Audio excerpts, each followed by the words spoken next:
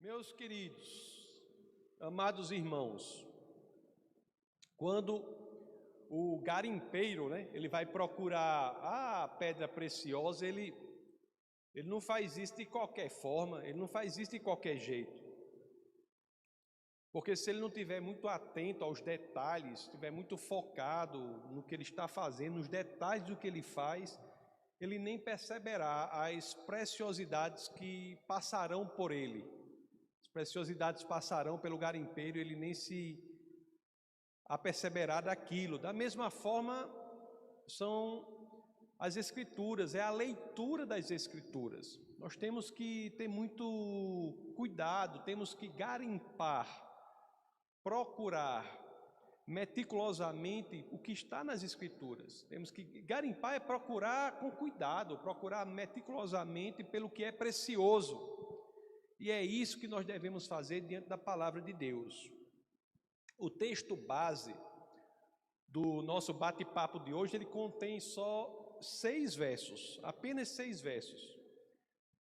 Mas são 6 versos que trazem verdades profundas, 6 versos que nos apresentam tesouros que têm o poder de colocar nossa vida na perspectiva correta. Meus queridos, dito isso, eu já peço a vocês que, é claro, assim querendo, abram as Escrituras naquele que é o primeiro verso do texto base do nosso bate-papo de hoje, o Evangelho de São João, capítulo 5, verso 24. Vamos ler o que é o Evangelho segundo João, capítulo 5, verso 24, o que ele nos diz. Assim dizem as Escrituras: Eu lhes asseguro, nosso Senhor falando, eu lhes asseguro, quem ouve a minha palavra e crê naquele que me enviou, tem a vida eterna e não será condenado, mas já passou da morte para a vida. Meus amados, reparem bem, você pode ler esse verso rapidamente, como se estivesse lendo qualquer coisa, você passa rapidamente os olhos por ele e lê, como se nada mais fossem do que palavras, né? Até a peça de Shakespeare, Hamlet, tem uma situação lá em que Polônios pergunta a Hamlet, ele pergunta assim: o que você está lendo, meu senhor? E Hamlet responde: palavras, palavras, palavras. Não é dessa forma que devemos ler as Escrituras, porque se fizermos isso, não estaremos garimpando e buscando os tesouros preciosos que ali estão. Uma alternativa é ler com cuidado, prestar atenção ao que está lendo e entender que, se prestarmos atenção ao que estamos lendo, aquilo tem o condão, a capacidade de promover uma transformação radical em nossa existência, meus queridos.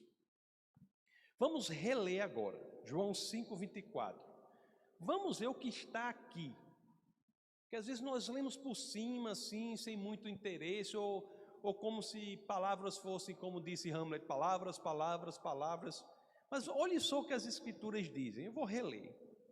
Eu lhes asseguro, o Senhor nos assegura, quem ouve a minha palavra e crê naquele que me enviou, tem a vida eterna e não será condenado, mas já passou da morte para a vida. Olha o que o nosso Senhor ele nos assegura nesse simples verso. Olha o que ele nos assegura. Ele nos assegura um tesouro impressionante se nós fizermos 2 coisas. Se nós crermos naquele que o enviou e se nós ouvirmos a sua palavra. Em muitos lugares, nós sabemos que a Bíblia fala em crer em Cristo. E é interessante que aqui Cristo fala em crer naquele que o enviou, em crer no Pai. Meus amados, só há uma hipótese, uma forma dessas 2 informações aqui não serem algo diferente, contraditório. Qual é? Se houver unidade entre Cristo e aquele que o enviou. E é exatamente isso. Que crer em Cristo é crer no Deus Pai. que enviou Cristo à terra para nos salvar. E a outra condição que esse verso nos dá é a seguinte: ouvirmos a palavra de Cristo. A gente sabe, eu não preciso me delongar muito nisso, a gente sabe que ouvir é diferente de escutar, né? Às vezes a mãe não diz assim: olha, você ouça o que eu estou lhe dizendo.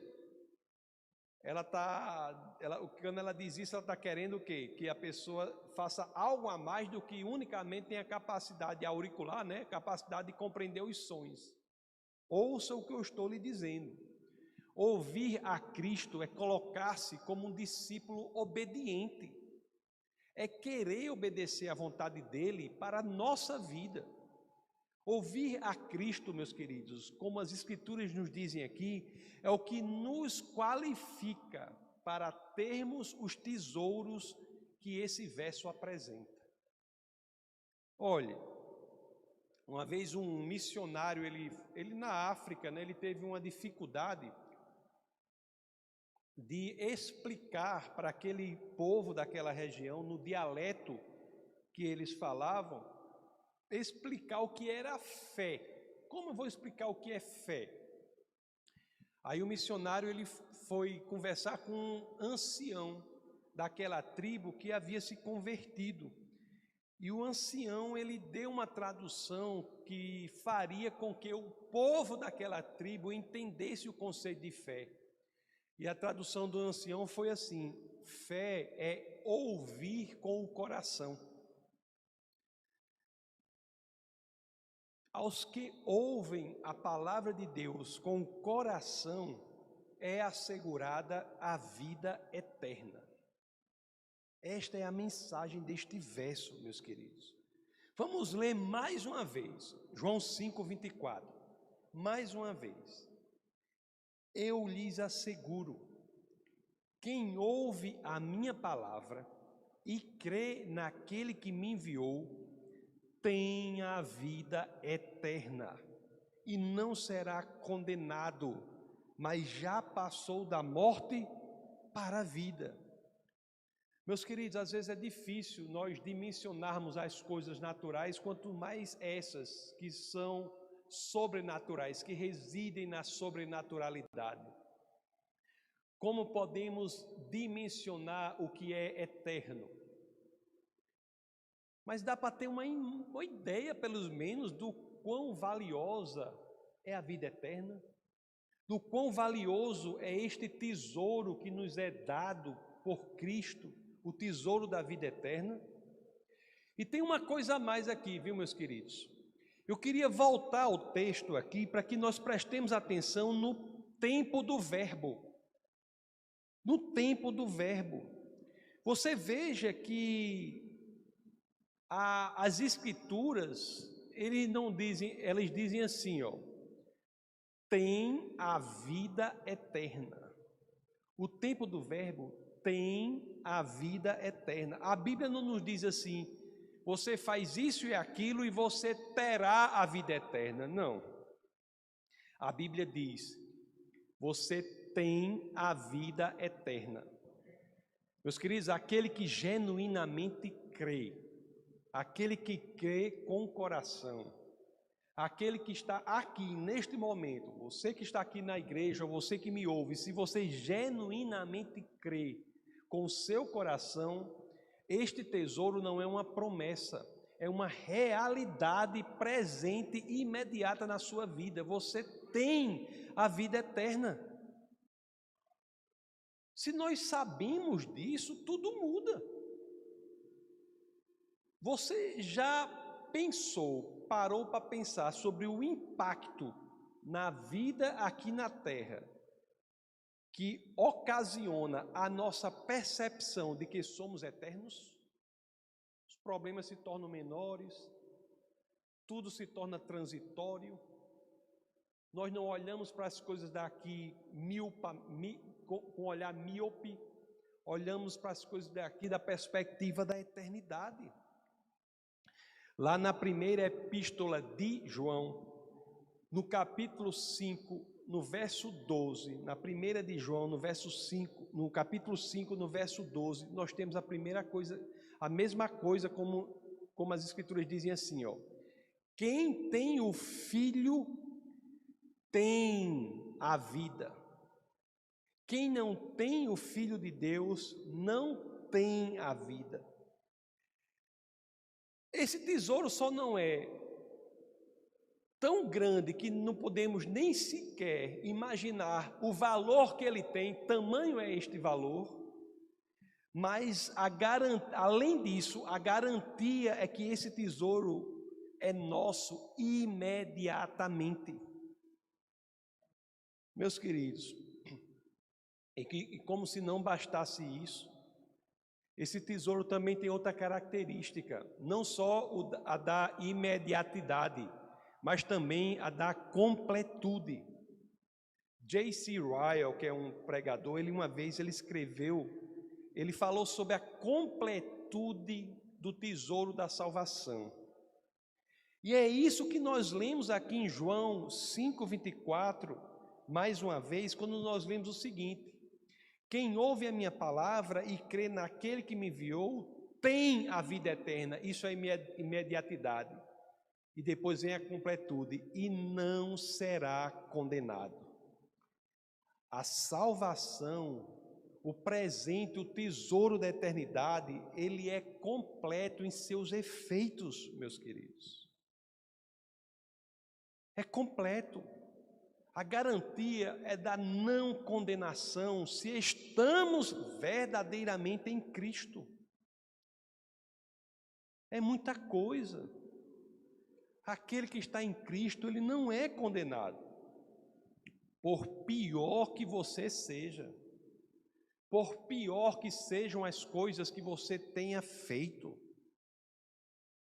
por pior que você ache que você é, a gente como pastor, a gente vivencia muito isso, as pessoas às vezes não se expõem ao poder miraculoso de Cristo, do Espírito de Cristo, porque elas se acham incapazes ou indignas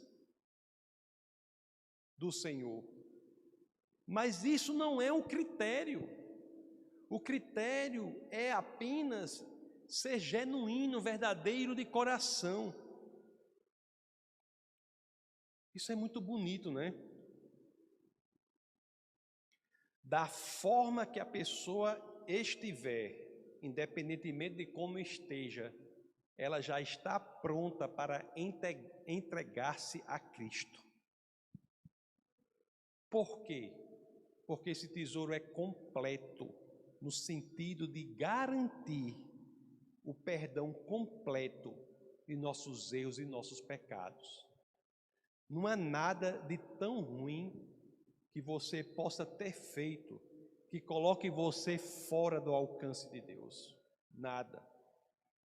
E por pior que a pessoa esteja, ao nós nos entregarmos a Ele, nós temos a convicção que as Escrituras nos garantem isso, que o Espírito de Deus caminhará conosco na caminhada da santificação, para que passo a passo nós nos tornemos mais e mais livres da escravidão do pecado. Meus amados, a vida eterna, a gente lê, passa por isso e às vezes não tem a dimensão. É como eu disse, é como o garimpeiro, se não prestar atenção a coisa vai embora. Mas quando a Bíblia a gente se aprofunda e vê vida eterna, não há tesouro maior do que isso. É um tesouro imediato e completo. E eu repito esse aspecto aqui, que tem uma dimensão prática para a nossa vida. A vida é outra, viu? Se você tiver a concepção disso. Quando nós temos a convicção de que somos seres eternos, tudo muda, meus queridos. Tudo muda. Tem um amigo meu, um grande amigo meu, ele vai estar aqui, né? Eu vou pedir para ele vir, pedir para que ele venha passar um tempo aqui com a gente. Ele sempre vem. Inclusive escrevi até um livro com ele. Quando ele faz aniversário, aí uma vez eu mandei aniversário, parabéns para ele. Parabéns, parabéns. Aí ele respondeu: como podemos ficar mais velhos se somos eternos? Como podemos ficar mais velhos? essa coisa que ele disse é importante para quem não sabe conviver com a velhice. Até isso muda. Se você é eterno, você está preocupado com a velhice? Tudo na vida é colocado na perspectiva correta, meus queridos. Nós não mais olhamos para esta vida da forma que olhávamos antes. Não. Se somos eternos, por exemplo, que sentido há em temer a morte? Se você tem a convicção de que é eterno, que sentido há em você temer a morte? Se Cristo nos deu a vida eterna, se é um presente valiosíssimo o que recebemos do Senhor, como podemos viver de outra forma aqui na terra, senão com o nosso ser, a nossa existência totalmente voltados para Ele, para Jesus de Nazaré? Como?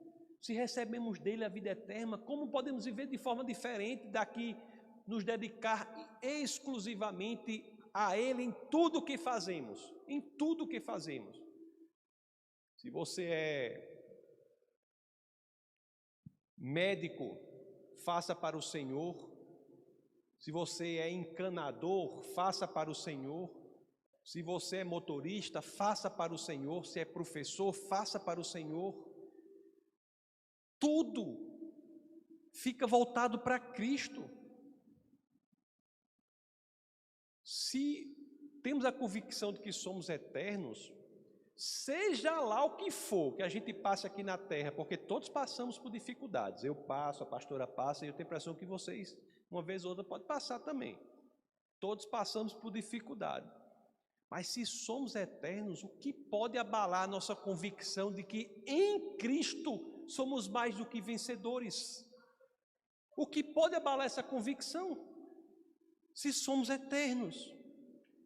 Tem uma carta do apóstolo Paulo aos Romanos.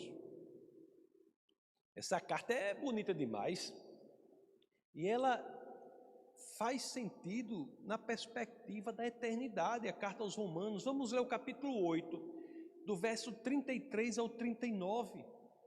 Olha o que as Escrituras nos garantem aqui, quando elas dizem, o apóstolo escreve assim: mas em todas estas coisas somos mais que vencedores, por meio daquele que nos amou. Pois estou convencido de que nem a morte nem a vida, nem anjos nem demônios, nem o presente nem o futuro, nem quaisquer poderes, nem altura nem profundidade, nem qualquer outra coisa na criação será capaz de nos separar do amor de Deus que está em Cristo Jesus, nosso Senhor. Meus amados, nós precisamos de crentes de poder, evangelho de poder. Eu não sei se vocês já visitaram, eu creio que sim, alguns têm visitado esses museus, museu de história natural. E você entra nesses museus e você entra lá, é surpreendido pelos animais que são estufados ou empalhados. Tem muitos animais de todo tipo, tem leão, tigre, onça, tem todo, até peixe eles fazem, aqueles animais, ficam em todo que é canto. E estão lá, quando o trabalho é bem feito, você não vê diferença. Botam até um negócio nos olhos lá que parece que estão vivos. Mas você já pensou que há muitos nas igrejas como esses animais estufados, empalhados? No exterior parecem vivos, mas lá dentro, onde Deus quer habitar, há um espaço, um vazio enorme. Por quê, meus queridos? Por que isso acontece? Por quê?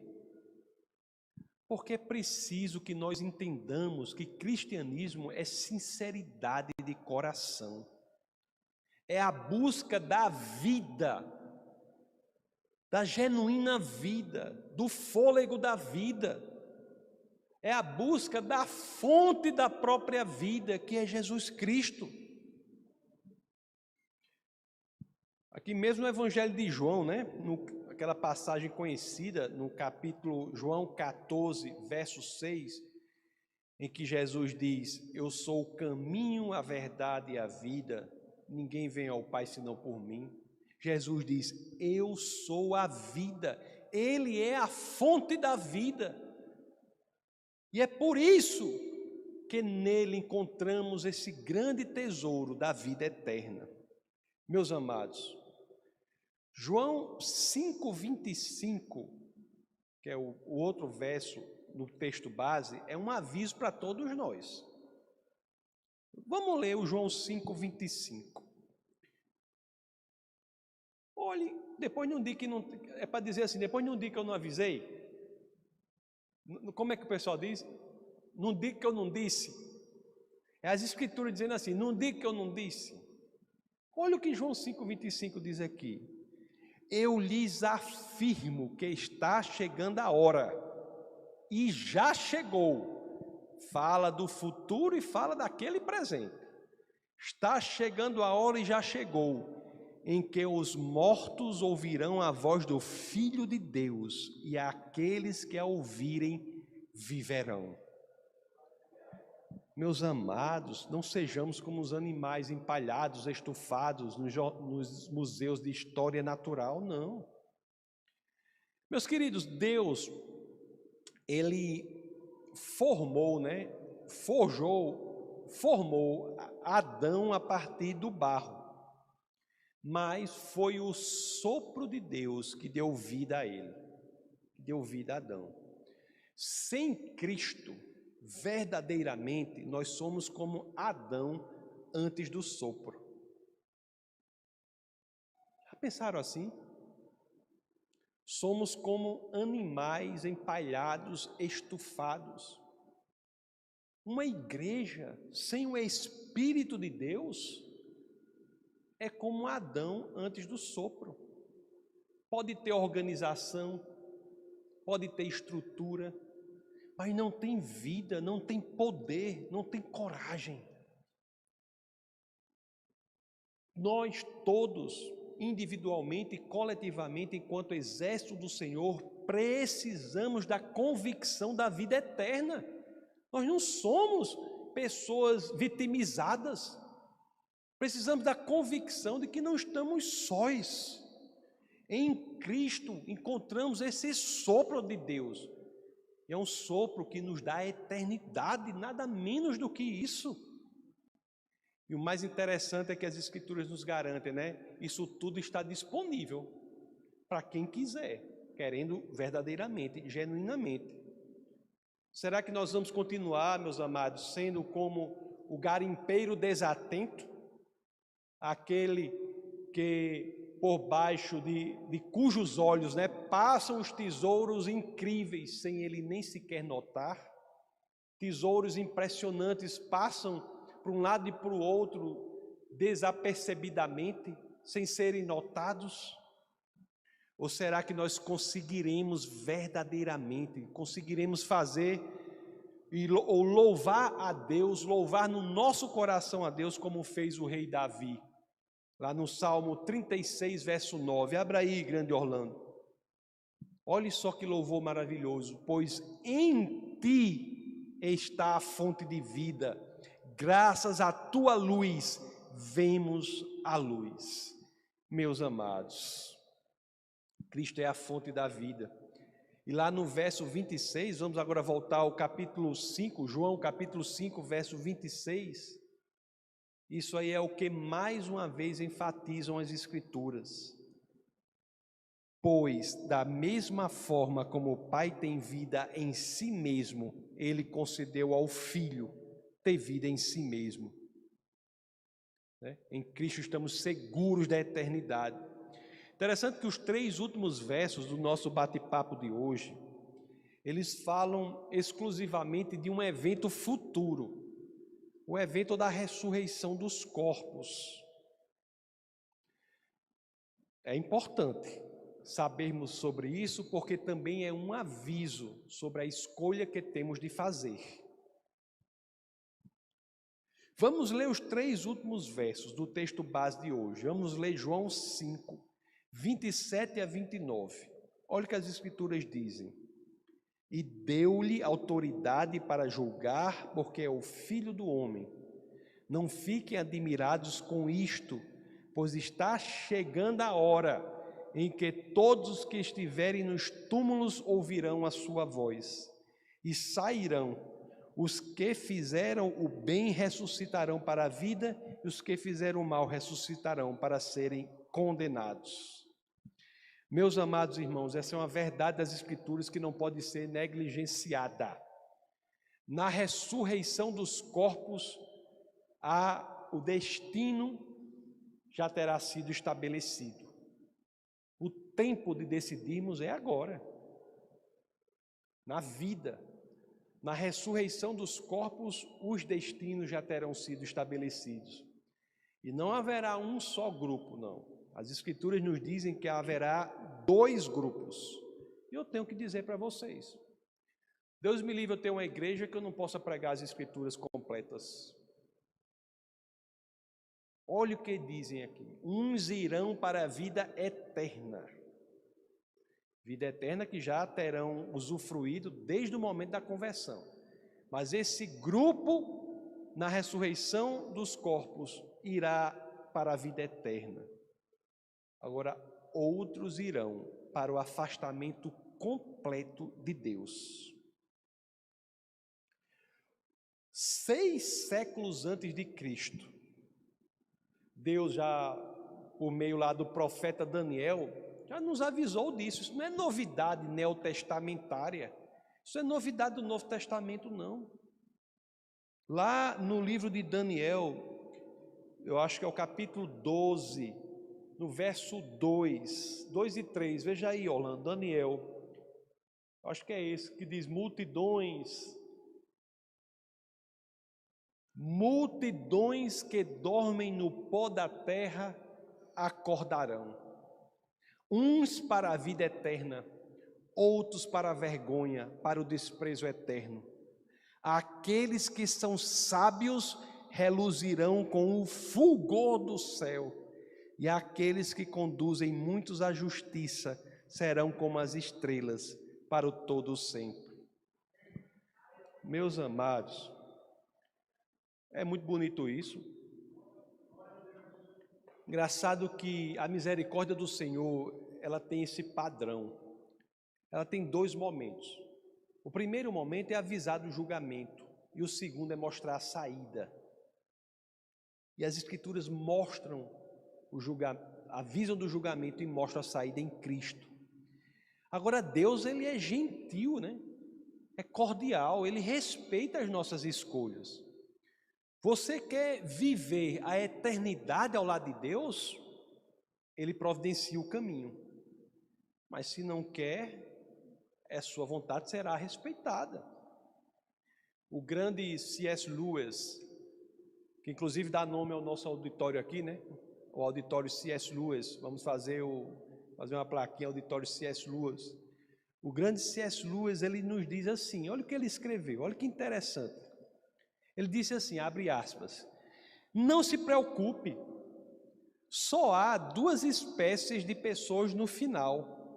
Os que dizem a Deus, seja feito a sua vontade, e aqueles a quem Deus diz, a tua vontade seja feita. Só há 2 tipos de pessoas. As que entregam sua vida a Deus são aquelas que disseram a Deus, seja feita a tua vontade, não a minha. Eu me rendo, eu me entrego ao Senhor. E há aquelas que não fazem isso e têm uma vontade diferente, que é viver afastados de Deus. E a vontade de viver afastado de Deus é respeitada pelo Senhor. Pelas Escrituras, né? Nós sabemos que a vontade de Deus é que todos sejam salvos. Está na primeira carta a Timóteo, no capítulo 2, nos versos 3 e 4. Abra aí, professor Orlando, 1 Timóteo 2, 3 e 4, que o apóstolo Paulo diz assim: isso é bom e agradável perante Deus nosso Salvador, que deseja que todos os homens sejam salvos e cheguem ao conhecimento da verdade. Em outras palavras, meus amados, se você quer experimentar uma revolução em sua vida, se você quer experimentar algo radical em sua vida, basta apenas que você se renda e diga ao Senhor que sua vontade seja feita em minha vida. Se você que me ouve aqui está sem saber, né, como fazer isso, na descrição desse vídeo aí, não está lá já? Na descrição desse vídeo e também no outro que vai ser publicado amanhã às 18 horas, tem um link. Você clica lá, e é um link que tem uma pergunta assim na descrição do vídeo. Quer nascer de novo? Aí tem um link. Nesse link eu vou encaminhar você em uma oração que encherá o seu espírito de vida. De mim eu não posso lhe dar nada. Que posso eu? Nem a oração em si, o poder não é dela, o poder é do Senhor, que é a fonte da vida e pode resgatar você. Não estou chamando você para vir para essa igreja, só venha se Deus encaminhar. Estou chamando você a radicalizar a sua vida, a encher este vazio que está dentro de você. Eu não gosto muito assim, não é que eu não gosto, mas eu prefiro, tem cristão que diz assim, rapaz, Jesus entrou na minha vida e tudo ficou organizadinho. Eu acho melhor quando o cristão diz assim, Jesus entrou na minha vida e tudo ficou de cabeça para cima. Cabeça para baixo. Tudo ficou de cabeça para baixo. Estava tudo, eu era igual um negocinho bem certinho. Jesus entrou na minha vida, você não sabe o que aconteceu. As 24 horas do dia ficaram poucas. Os 7 dias da semana não cabe mais. Eu sinto um negócio dentro de mim que não cabe em mim mesmo. Jesus entrou na minha vida, eu passei a ver as coisas da perspectiva da eternidade. É isso que Deus faz em nossa vida, meus amados. Você também pode dizer assim, né? Porque tem muita gente que diz assim, como eu falei. O que é preciso para você sentir isso? O que é preciso? Eu sempre falo da história do ladrão na cruz. Eu cito, porque essa passagem do ladrão na cruz é uma passagem muito curiosa, porque é uma pessoa que nós temos certeza que foi salva. É o ladrão. O que é que aquele ladrão tinha a oferecer a Cristo? Nada.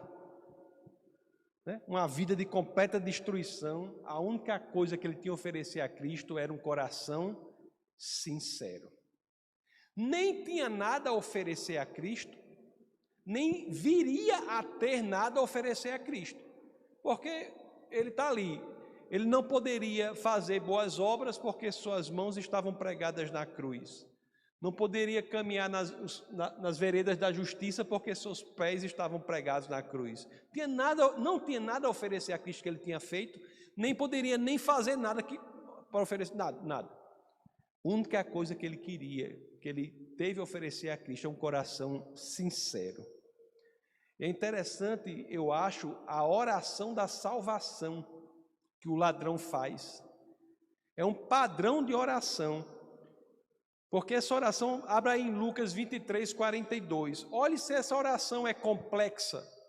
Olhe se essa oração é uma coisa do outro mundo, é profunda. Tem que citar os 66 livros da Bíblia, tem que falar em hebraico, em grego. Não, olha como é a oração da salvação. Está lá em Lucas 23, 42. Então ele disse, olha só essa oração aqui. Jesus, lembra-te de mim quando entrares no teu reino. Essa é a oração da salvação do ladrão na cruz. Em outras palavras, Jesus, eu quero o tesouro da vida eterna. E você sabe o que foi que Jesus respondeu a esse ladrão nessa oração tão simples? Está lá em Lucas 23, 43, no próximo verso. Jesus lhe respondeu: eu lhe garanto, hoje você estará comigo no paraíso. Meus amados, não existe radicalização maior da vida do que essa. Você quer radicalizar? Entregue sua vida ao Senhor. Porque da perspectiva do mundo, o ladrão estava vivo e ia já já morrer.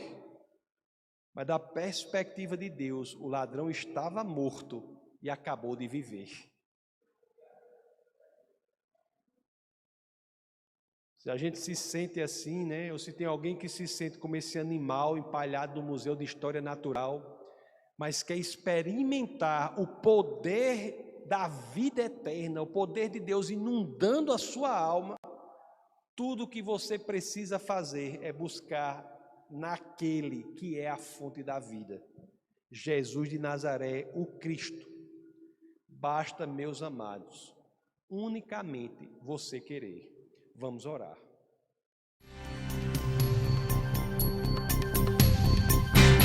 Essa foi uma produção do Ministério Internacional Defesa da Fé, um ministério comprometido em amar as pessoas, abraçar a verdade e glorificar a Deus. Para saber mais sobre o que fazemos, acesse defesadafé.org.